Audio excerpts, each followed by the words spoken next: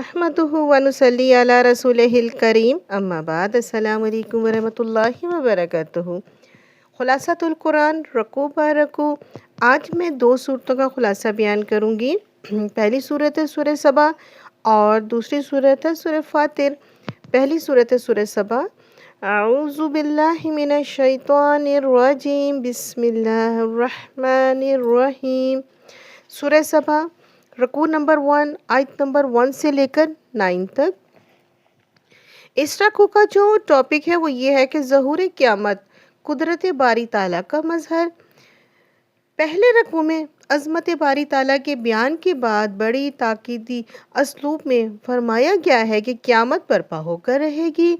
اس روز نیک بندوں کو بخشش اور عزت والے رزق سے نوازا جائے گا۔ جو لوگ اللہ کے احکام پر عمل میں رکاوٹیں کھڑی کرتے تھے انہیں بدترین عذاب دیا جائے گا۔ اللہ سبحانہ تعالیٰ چاہیں تو فوری طور پر انہیں زمین میں دھنسا دے یا آسمان کے ٹکڑے کر کے ان پر گرا دے۔ اللہ سبحانہ تعالیٰ کی رحمت ہے کہ وہ انسانوں کو اصلاح کے لیے مہلت دیتا ہے۔ رکوع نمبر 2 آیت نمبر 10 سے لے کر 21۔ اس رکوع کا جو ٹاپک ہے وہ یہ ہے کہ ناشکری کا انجام۔ دوسرے رکوع میں حضرت داؤد علیہ السلام، حضرت سلیمان علیہ السلام پر اللہ تعالیٰ کے تمام انعامات کا تذکرہ ہے۔ اس کے بعد قوم سبا پر اللہ سبحانہ تعالیٰ کے احسانات، اس کی ناشکری کی داستان ہے۔ اللہ سبحانہ تعالیٰ نے اس قوم کو وسیع و عریض باغات کے 2 سلسلے عطا کیے تھے۔ ان باغات میں سے کثرت سے پھل آتے تھے۔ انہوں نے ناشکری کی اور اللہ سبحانہ تعالیٰ نے ایک سیلاب کے ذریعے ان کے باغات اجاڑ دیے۔ تجارتی اعتبار سے وہ یمن سے لے کے فلسطین تک کا سفر کرتے تھے۔ طویل تجارتی شاہراہ پر تھوڑے تھوڑے فاصلے پر ایسی بستیاں تھیں جہاں سے وہ ضروریات زندگی حاصل کرتے اور آرام بھی کر لیتے۔ انہوں نے ناشکری کرتے ہوئے خواہش ظاہر کی کہ ان کی سفر کی منزلیں طویل ہو جائیں تاکہ سفر میں کچھ خطرات کا سامنا کرنا پڑے۔ خطرات کا سامنا کر کے جب وہ منزل پر پہنچیں گے تو خوب لطف آئے گا۔ تو اللہ سبحانہ تعالیٰ نے انہیں ایسی سزا دی کہ تجارتی راستوں پر دوسری قوموں کی اجارہ داری قائم ہو گئی۔ قوم سبا کو اپنے علاقے چھوڑ کر منتشر ہونا پڑا۔ اب تاریخ میں ان کا ذکر محض افسانوں کی صورت میں باقی رہ گیا۔ اللہ سبحانہ تعالیٰ ہمیں ناشکری کی روش سے محفوظ فرمائے، آمین۔ رکوع نمبر 3 آیت نمبر 22 سے لے کر 30۔ اس رکوع کا جو ٹاپک ہے وہ یہ ہے کہ نبی کریم صلی اللہ علیہ وسلم رسول کامل ہیں۔ تیسرے رکوع میں بیان کیا گیا ہے کہ مشرکین مکہ فرشتوں کو اللہ کی بیٹیاں قرار دے کر ان سے دعائیں کرتے تھے۔ واضح کیا گیا کہ فرشتے اللہ کی عاجزی مخلوق ہیں۔ ان کا آسمان اور زمین کی تخلیق اور کائنات کا نظام چلانے میں کوئی اختیار نہیں۔ اللہ سبحانہ تعالیٰ کی اجازت کے بغیر ان میں سے کسی کی شفاعت فائدہ مند نہ ہوگی۔ مزید ارشاد ہوا ہے کہ نبی کریم صلی اللہ علیہ وسلم تمام انسانوں کی طرف رسول ہیں۔ آپ صلی اللہ علیہ وسلم کی رسالت پورے کرۂ ارض کے لیے ہے، قیامت تک یہ جاری و ساری رہے گی، اس لیے آپ صلی اللہ علیہ وسلم رسول کامل ہیں۔ رکوع نمبر 4 آیت نمبر 31 سے لے کر 36۔ اس رکوع کا جو ٹاپک ہے وہ یہ ہے دنیا دار قائدین کی پیروی کا انجام۔ چوتھے رکوع میں قیامت کا ایک منظر دکھایا گیا ہے۔ روز قیامت دنیا دار مذہبی و سیاسی قائدین کے پیروکار ان سے کہیں گے کہ اگر تم نہ ہوتے تو ہم سیدھی راہ پر ہوتے۔ گمراہ کرنے والے قائدین کہیں گے ہمیں تو تم پر کوئی اختیار حاصل نہ تھا، تم خود جرائم کی لذت کے مزے جاری رکھنا چاہتے تھے، اس کے لیے جو جواز کی تلاش میں رہتے تھے۔ پیروکار کہیں گے کہ ہرگز نہیں تمہیں، بلکہ تم نئے نئے دلائل اور جواز پیش کر کے گمراہ کن نظریات اور مشرکانہ عقائد کو ہمارے ذہنوں میں پکا کر رہے تھے۔ اب وہ اپنے کیے پر پشیمان تھے، لیکن قیامت کے روز یہ ندامت فائدہ مند نہ ہوگی۔ گمراہ کرنے والے قائدین، ان کے پیروکار جہنم کی آگ میں جلتے رہیں گے۔ اللہ سبحانہ تعالیٰ نیک لوگوں کی پیروی کی توفیق عطا فرمائے اور ہمیں ان کے ساتھ ملائے، آمین ثم آمین۔ رکوع نمبر 5 آیت نمبر 37 سے لے کر 45۔ اس رکوع کا جو ٹاپک ہے وہ یہ ہے کہ اللہ کی قربت مال اولاد سے نہیں بلکہ نیکیوں سے ملتی ہے۔ 5ویں رکوع میں آگاہ کیا گیا ہے کہ اللہ کی قربت مال اولاد سے نہیں نیکیوں سے ملتی ہے۔ دولت کی فراوانی اور کثرت اولاد اللہ کو راضی ہونے کی علامت مت سمجھو، یہ اللہ کی طرف سے آزمائش ہے۔ جو لوگ احکامات الہی کی تبلیغ اور نفاذ میں رکاوٹ ڈالتے ہیں وہ برباد ہوں گے۔ جو لوگ مال کو بھلائی کے فروغ کے لیے لگاتے ہیں ان قریب ان کا کئی گنا اجر پائیں گے۔ روز قیامت اللہ فرشتوں سے پوچھے گا، کیا مشرکین تمہیں خدا کی بیٹیاں قرار دے کر تمہاری عبادت کرتے تھے؟ تو فرشتے کہیں گے کہ نہیں، بلکہ وہ شیطانوں کی عبادت یعنی اطاعت کرتے تھے۔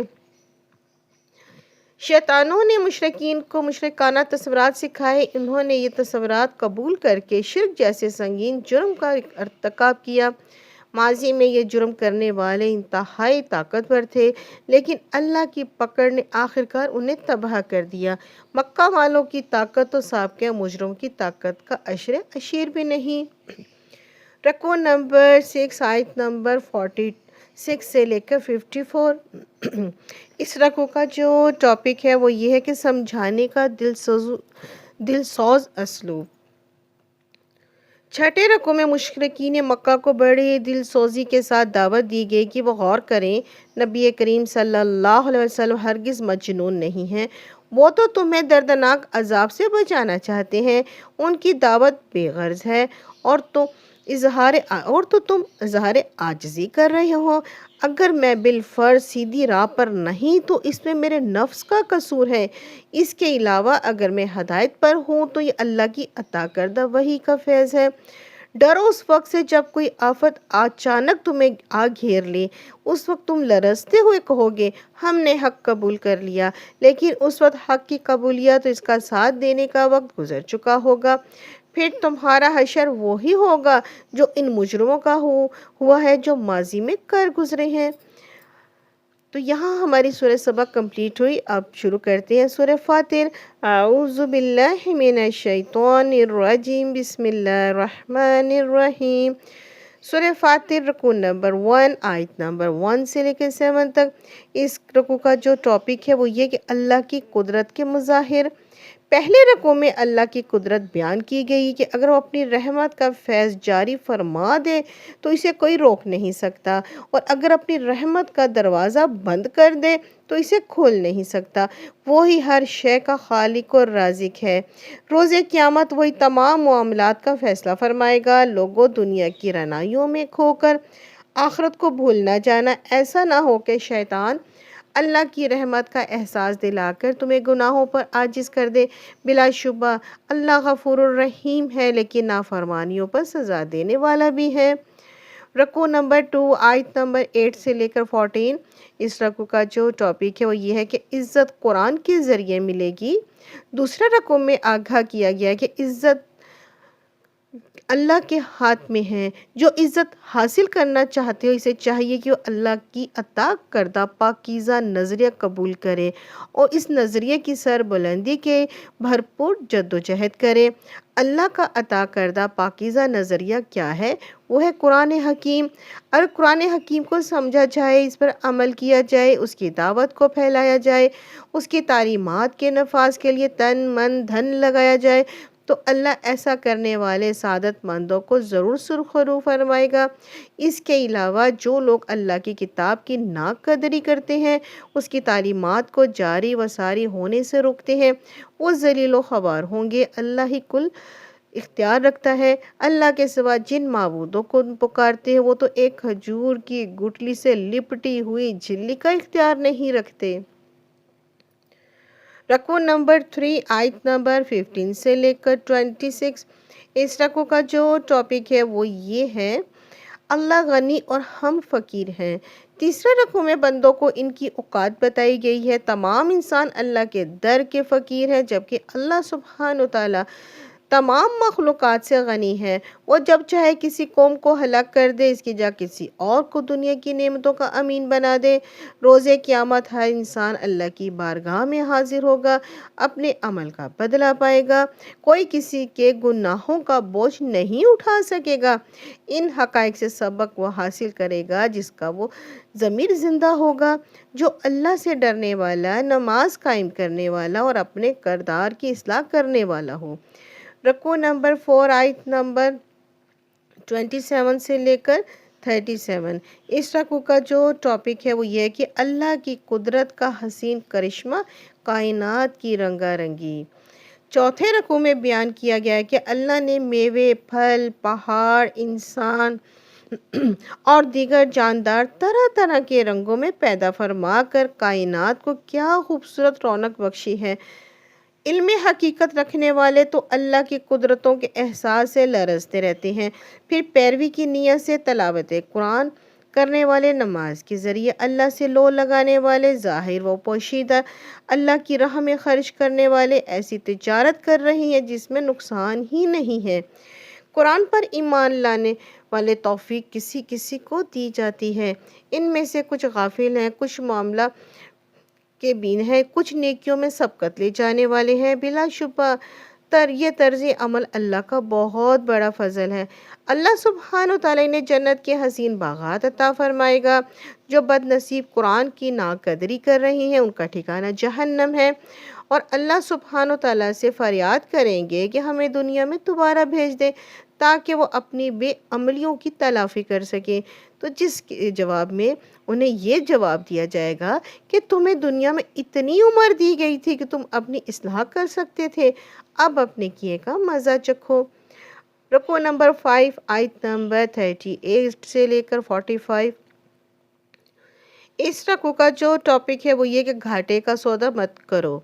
5ویں رکوع میں واضح کیا گیا کہ اللہ سبحانہ وتعالی کائنات کے ہر راز سے واقف ہے۔ وہ جانتا ہے کہ انسانوں کے سینوں میں کیا راز پوشیدہ ہے۔